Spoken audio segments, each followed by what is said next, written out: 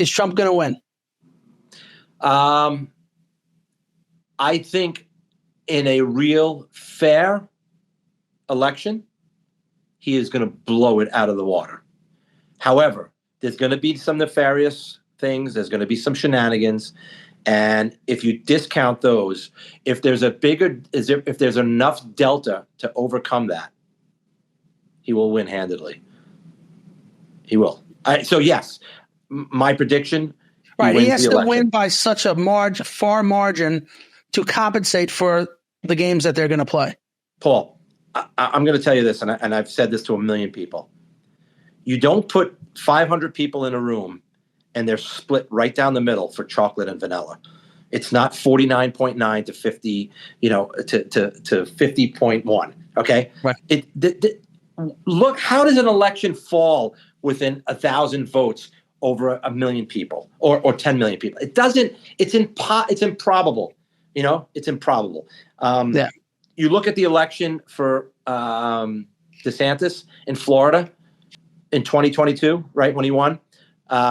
I think there was like a 13% split. That's representative of what I think an election should look like. I'm sorry. This whole 0.1 and 0.2 nonsense, or 0.3 or 0.4, it's not probable. It's not. It just doesn't make any sense to me that people can be perfectly split down the middle like that. It's improbable. Dude, that was probably the second or third video I started. Look at this now. I need a water. Nobody can hear me. I started my channel in September of 20. So right after the election was taken, I put out, that was like my third video. I got flagged. I got a strike. They removed the video. I had to upload it again. And if you get 2 strikes, is it 2 or 3? I think if you get 1 strike, you're banned for a week. 2 strike, I think it's 2 weeks.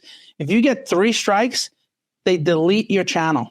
Wow. And all I was doing was proving, like, you remember the vertical line on the graph? How the graph was like, we went to sleep and then all of a sudden they found, dude, I'm going to make it into a short or a mini thing.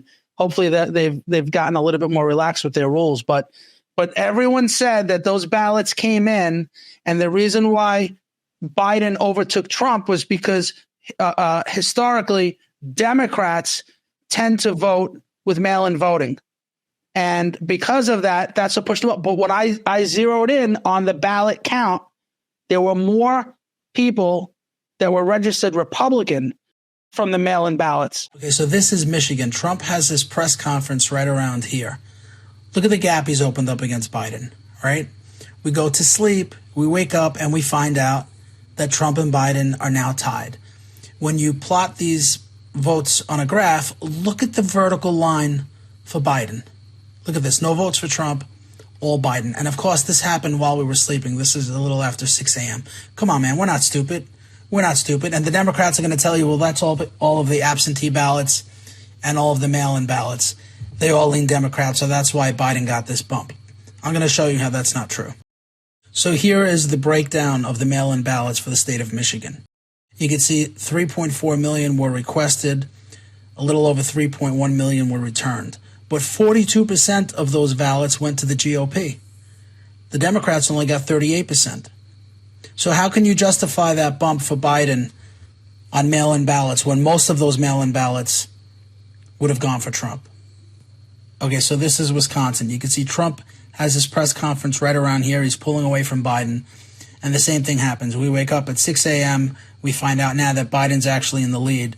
When we plot these on a graph, we see all of these votes coming in for Biden. Another vertical line.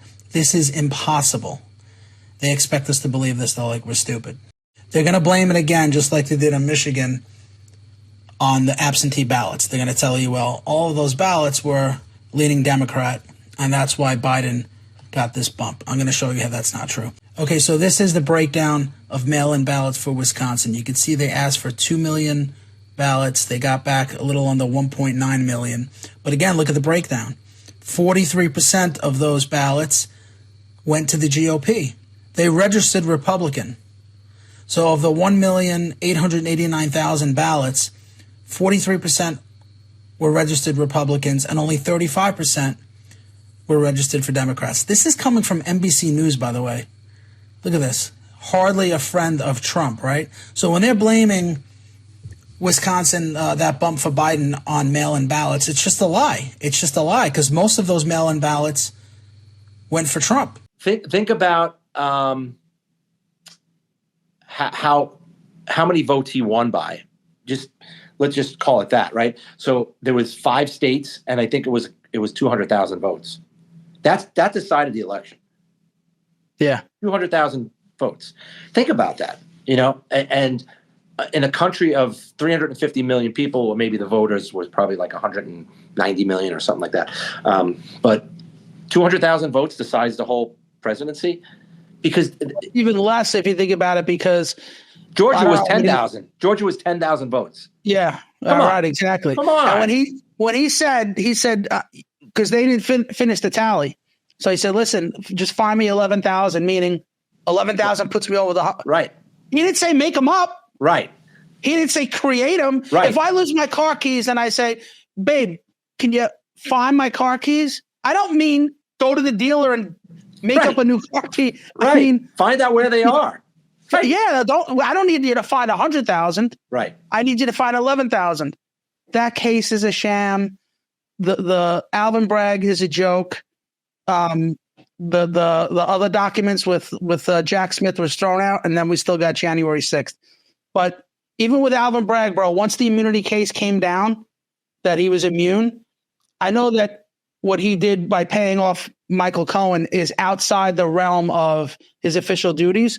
But they interviewed people in his administration that the Trump lawyers are now saying, if he's immune, all that stuff is privileged.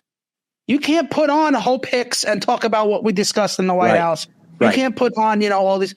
So, but again, all it proves is that he's squeaky clean. This guy has there's nothing in his background. Yep. And I find that almost impossible to believe that a New York City billionaire, a real estate developer too, a casino owner, right? Yeah. Mm-hmm. No mob ties. Right.